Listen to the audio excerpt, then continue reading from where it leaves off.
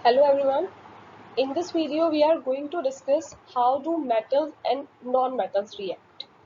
तो याद कीजिए 9th क्लास में आपका पढ़ा हुआ टॉपिक जिसमें आपने कुछ एलिमेंट्स की इलेक्ट्रॉनिक कॉन्फ़िगरेशन पढ़ी थी।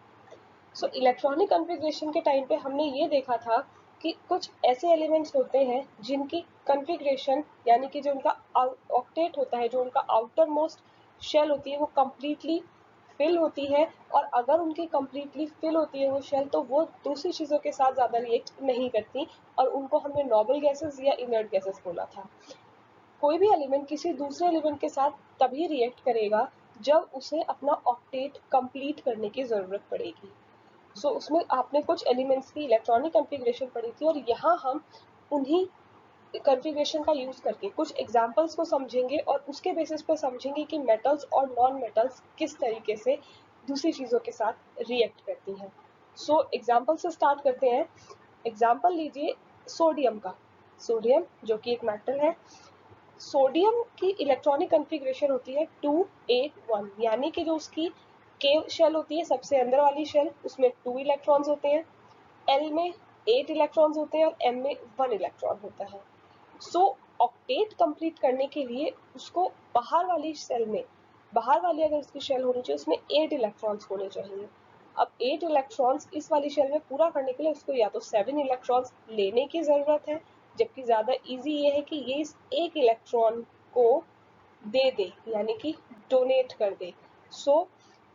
सोडियम अपना एक इलेक्ट्रॉन निकाल देता है, उसकी कॉन्फ़िगरेशन जाती है 2 और 8, और इसी के साथ यहाँ पर आ जाता है एक पॉजिटिव चार्ज। ये आपके 9th क्लास के पढ़े हुए टॉपिक्स हैं। ये बन जाता है आपका Na positive, that means sodium cation, और ये इसने एक इलेक्ट्रॉन निकालने के बाद ऐसा किया है। दूसरा क्लोरीन। क्लोरीन एक ऐसा एलिमेंट है जिसकी इलेक्ट्रॉनिक कॉन्फ़िगरेशन है 2, 8 एंड 7। के शेल में 2 इलेक्ट्रॉन्स, एल में 8, एम में 7। इसको अपना ऑक्टेट पूरा करने के लिए यानी कि आउटर मोस्ट शेल में 8 इलेक्ट्रॉन्स पूरा करने के लिए 1 इलेक्ट्रॉन की ज़रूरत है। तो अगर इसको 1 इलेक्ट्रॉन मिल जाएगा तो ये आउटर मोस्ट शेल में 8 इलेक्ट्रॉन्स पूरे कर लेगा और ये बन जाएगा Cl नेगेटिव। जो भी एलिमेंट इलेक्ट्रॉन लेता है जिसे हम एक्सेप्टर बोलते हैं वो एनायन होता है। एनायन मतलब उसके ऊपर नेगेटिव चार्ज होता है। और जो भी डोनेट करता है, जो भी एलिमेंट अपना इलेक्ट्रॉन देता है किसी दूसरे एलिमेंट को, वो कैटायन होता है, उसके ऊपर पॉजिटिव चार्ज लिखा जाता है। ये आपका जो क्लोरीन होता है, एक इलेक्ट्रॉन लेने के बाद ये बन जाता है क्लोरीन एनायन। इस रिएक्शन को अगर आपको शो करना हो तो आप इस तरीके से शो करेंगे कि सोडियम यहाँ हम इसके चारों तरफ जो भी आपकी जो भी आपका एलिमेंट होगा उसके चारों तरफ सिर्फ हम जो उसके आउटर मोस्ट शेल में जितने इलेक्ट्रॉन्स होंगे वो शो करेंगे। तो यहाँ आप ये डॉट देख रहे हैं, ये सोडियम का 1 इलेक्ट्रॉन आउटर मोस्ट शेल में प्रेजेंट है, इसलिए यहाँ पर ड्रॉ किया गया है। Cl के इलेक्ट्रॉन्स को क्रॉस से रिप्रेजेंट किया गया है। Cl में 7 होते हैं तो यहाँ पर 7 क्रॉस है। अब इसको कंप्लीट करने के लिए अगर सोडियम अपना ये एक इलेक्ट्रॉन Cl को दे देगा तो Na खुद भी यानी कि सोडियम की खुद भी ऑक्टेट कंप्लीट हो जाएगा और साथ ही क्लोरीन का भी ऑक्टेट कंप्लीट हो जाएगा, और ये आपका बन जाएगा NaCl। Na के ऊपर पॉजिटिव चार्ज और Cl के ऊपर आपका नेगेटिव चार्ज होता है। इस तरीके से ये बना लेता है Cl, यानी कि आपका सोडियम क्लोराइड।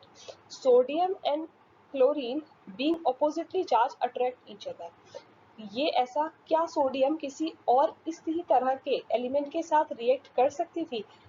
सोडियम और क्लोरीन की रिएक्शन इसलिए हुई क्योंकि ये दोनों ऑपोजिटली चार्ज थे, और सोडियम के पास जितने एक्स्ट्रा इलेक्ट्रॉन थे क्लोरीन के पास उतने ही इलेक्ट्रॉन्स की कमी थी, इसलिए ये एक दूसरे से इस तरह से रिएक्ट कर पाए। ये ऑपोजिटली चार्ज थे और ऑपोजिट चार्जेस एक दूसरे को अट्रैक्ट करते हैं, तो सोडियम और क्लोरीन एक दूसरे को अट्रैक्ट किया, दोनों के आउटर मोस्ट शेल को कंप्लीट किया, और इस वजह से इनके बीच में एक strong electrostatic force of attraction काम करने लगती है। यहाँ पर इलेक्ट्रोस्टैटिक फोर्स ऑफ अट्रैक्शन होने की वजह से ये कंप्लीट आपका मॉलिक्यूल बन जाता है। एक और एग्जांपल इसको अच्छे से समझ लेते हैं। दूसरा है आपका एक मैग्नीशियम। मैग्नीशियम की इलेक्ट्रॉनिक कॉन्फ़िगरेशन है 2, 8 एंड 2। और इसकी आउटर मोस्ट शेल में है 2 इलेक्ट्रॉन्स, दैट मीन्स इसके पास 2 इलेक्ट्रॉन्स ज़्यादा है। सो अगर ये अपने 2 इलेक्ट्रॉन्स को डोनेट कर दे तो ये बन जाएगा Mg2 पॉजिटिव, यानी कि मैग्नीशियम कैटायन 2 इलेक्ट्रॉन से डोनेट करती है। अब इसकी इलेक्ट्रॉनिक कॉन्फ़िगरेशन हो गई है 2 and 8, जो कि एक कंप्लीट ऑक्टेट वाली कॉन्फ़िगरेशन है। नाउ Cl के पास अगेन कॉन्फ़िगरेशन है 2 8 7। यहाँ आउटर मोस्ट शेल में एक इलेक्ट्रॉन कम है, तो अगर इसको एक इलेक्ट्रॉन दे दें तो ये बन जाएगा 288। लेकिन Mg के पास 2 एक्स्ट्रा इलेक्ट्रॉन है और क्लोरीन को चाहिए सिर्फ एक, तो उस केस में क्या होगा, क्लोरीन के यहाँ पर 2 एटम्स होंगे, एक इलेक्ट्रॉन एक क्लोरीन ले लेगा, दूसरा इलेक्ट्रॉन दूसरा क्लोरीन ले लेगा। इसको यहाँ से समझ लीजिए कि Mg है और Mg के 2 इलेक्ट्रॉन जो आउटर मोस्ट शेल में है वो इन डॉट से दिखाए गए हैं। ये डॉट आपके 2 इलेक्ट्रॉन्स दिखा रहे हैं। यहाँ क्लोरीन के आउटर मोस्ट शेल में 7 इलेक्ट्रॉन्स है, वो शो किया हुआ है। एक इलेक्ट्रॉन चला जाएगा Mg का इस Cl के पास और एक इलेक्ट्रॉन चला जाएगा Mg का इस Cl के पास, और ये आपका बन जाएगा MgCl2। यहाँ क्लोरीन के 2 एटम्स है इसलिए MgCl2। अब यहाँ पर भी Mg2 positive, that means magnesium cation और क्लोराइड कैटायन के बीच में क्लोराइड एनायन के बीच में एक अट्रैक्टिव फोर्स वर्क करती है, जिसकी वजह से यहाँ पर भी आपकी इलेक्ट्रोस्टैटिक फोर्स वर्क करती है। इसी तरीके से मेटल्स और नॉन मेटल्स की रिएक्शन होती है कि आप इसमें रिएक्शन होने का जो मेन रीजन होता है, या वी कैन से रिएक्शन की जो टेंडेंसी होती है, वो डिपेंड करती है कि किसी भी मेटल या नॉन मेटल की जो आउटर मोस्ट शेल है उसमें कितने इलेक्ट्रॉन्स प्रेजेंट है, उसका ऑक्टेट कंप्लीट है या नहीं। जितनी ज़्यादा उसके अंदर इलेक्ट्रॉन्स की कमी होगी, उतना ज़्यादा उसके अंदर टेंडेंसी होगी दूसरे इलेक्ट्रॉन्स को अट्रैक्ट करने की या फिर दूसरों को इलेक्ट्रॉन्स देने की।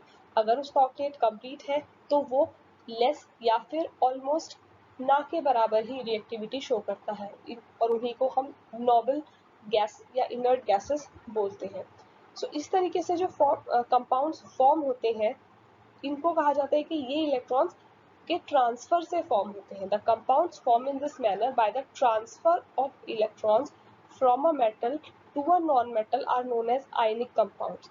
अगर इस तरीके से रिएक्शन होती है और एक मेटल से दूसरी नॉन मेटल पर इलेक्ट्रॉन के ट्रांसफर से ऐसे कंपाउंड्स बनते हैं, तो इस तरह से बने हुए कंपाउंड्स को आयनिक कंपाउंड्स कहा जाता है, या फिर इन्हें इलेक्ट्रोवेलेंट कंपाउंड्स भी कहा जाता है। सो आयनिक कंपाउंड्स यहाँ पर एक अलग नाम दे दिया गया है, आयनिक कंपाउंड्स, दैट मीन्स वो कंपाउंड्स जो एक मेटल और नॉन मेटल्स के बीच में इलेक्ट्रॉन के ट्रांसफर होने की वजह से फॉर्म हुए हों। अब ये जो आयनिक कंपाउंड बनते हैं, इनकी अपनी कुछ अलग प्रॉपर्टीज होती हैं। उन प्रॉपर्टीज को यहाँ शॉर्ट में मैंने लिख दिया है, तो इनको एक बार पढ़ लेते हैं कि इनकी फिजिकल प्रॉपर्टीज क्या है। इनकी फिजिकल नेचर कैसी होती है, इनके फिजिकल नेचर ये ज़्यादातर सॉलिड होते हैं। आयनिक कंपाउंड ज़्यादातर सॉलिड होते हैं और हार्ड होते हैं।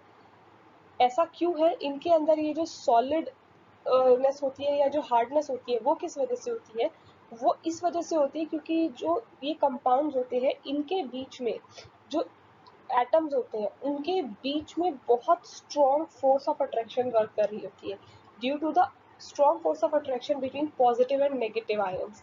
यहाँ एक जगह कैटायंस है, एनायंस है, पॉजिटिव एंड नेगेटिव आयंस है, तो इन पॉजिटिव और नेगेटिव दोनों अपोजिटली चार्ज्ड आयंस हैं, तो इनके बीच में एक strong force of attraction work करता है। सो ये फोर्स ऑफ अट्रैक्शन बहुत ज़्यादा स्ट्रॉन्ग होता है, जिसकी वजह से ये एक दूसरे को बहुत ही टाइटली पैक रखते हैं, या वी कैन से टाइटली जकड़ के रखते हैं, जिसकी वजह से ये ज़्यादातर सॉलिड फॉर्म में मिलते हैं। लेकिन ये ज़्यादातर ब्रिटल होते हैं। ब्रिटल मतलब अगर इन्हें किसी और शेप में ढालने की कोशिश की जाती है या इनके ऊपर किसी भी तरह का कोई भी प्रेशर अप्लाई किया जाता है, तो ये पीसेस में ब्रेक हो जाते हैं, यानी कि चूर चूर हो जाते हैं, टूट के बिखर जाते हैं। So physical nature ionic compounds की बहुत हार्ड होते हैं, सॉलिड होते हैं, ब्रिटल होते हैं और आसानी से टूट सकते हैं अगर उनके ऊपर प्रेशर अप्लाई किया गया तो। Melting and boiling points ionic compound के, अब क्योंकि हमने पढ़ा, क्योंकि इनके अंदर बहुत स्ट्रॉन्ग अट्रैक्शन फोर्स वर्क करती है, तो उन अट्रैक्शन फोर्स को वर्क करने के लिए हमें एनर्जी भी ज़्यादा देने की ज़रूरत पड़ती है, सो इसी वजह से इनका मेल्टिंग पॉइंट और बॉइलिंग पॉइंट बहुत हाई होता है, क्योंकि इनके जो स्ट्रॉन्ग इंटरआयनिक अट्रैक्शन फोर्स होती है उनको तोड़ने के लिए हमें बहुत ज़्यादा हाई अमाउंट ऑफ एनर्जी देनी पड़ती है. It is very simple. It is simply related to force of attraction. Next, solubility. Soluble कैसे होते हैं ये ज़्यादातर वाटर में soluble होते हैं, जनरली soluble in water. लेकिन कुछ ऐसे सॉल्वेंट्स हैं जिनमें ये इनसॉल्युबल होते हैं, जैसे कि वाटर से अलग केरोसिन या पेट्रोल में अगर इनको घोलने की कोशिश की जाती है तो ये इनसॉल्युबल में रहते हैं, वाटर में ये सॉल्युबल हो सकते हैं, यानी कि वाटर में इनको जब हम घोलते हैं तो ये अपने आयंस में ब्रेक हो सकते हैं. Next, conduction of electricity. Electricity conduct करा पाते हैं या नहीं. सो इसमें एक अलग केस है कि आयनिक कंपाउंड अगर सॉलिड फॉर्म में है तो वो इलेक्ट्रिसिटी कंडक्ट नहीं कराते हैं, क्योंकि सॉलिड का स्ट्रक्चर इतना रिजिड होता है कि उनमें जो आपकी flow of we can say ions ions की मूवमेंट पॉसिबल ही नहीं हो पाती है. सॉलिड का स्ट्रक्चर इनका बहुत ज़्यादा रिजिड रहता है क्योंकि इनमें बहुत स्ट्रॉन्ग फोर्स ऑफ अट्रैक्शन है, तो इस वजह से इनके अंदर जो आयंस की मूवमेंट है वो पॉसिबल नहीं हो पाती. इसी वजह से अगर ये कंपाउंड सॉलिड स्टेट में है तो इलेक्ट्रिसिटी कंडक्ट नहीं कराते. लेकिन अगर ये मॉल्टन स्टेट में है, मॉल्टन स्टेट मतलब अगर उन्हीं कंपाउंड्स को पिघला दिया गया है यानी कि वो लिक्विड या फ्लूइड स्टेट में है, तब आयंस मूव करने के लिए बिल्कुल फ्री होते हैं और उस केस में ये इलेक्ट्रिसिटी कंडक्ट करा पाते हैं. सो इनके सारे पॉइंट सिंपल हैं, बस कंडक्शन ऑफ इलेक्ट्रिसिटी को इस चीज़ के लिए ध्यान रखिए कि conduction of electricity her ionic compound में पॉसिबल नहीं है. जो सॉलिड आयनिक कंपाउंड्स होते हैं उनमें पॉसिबल नहीं है, but yes, if ionic compounds are in molten state then electricity का कंडक्शन इज पॉसिबल. इसी तरीके से सॉल्यूबल ये वाटर में है लेकिन बाकी सॉल्वेंट्स में नहीं है.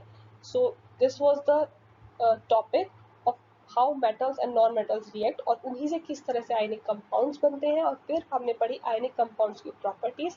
आई होप आपको ये टॉपिक समझ में आया होगा. Thank you so much.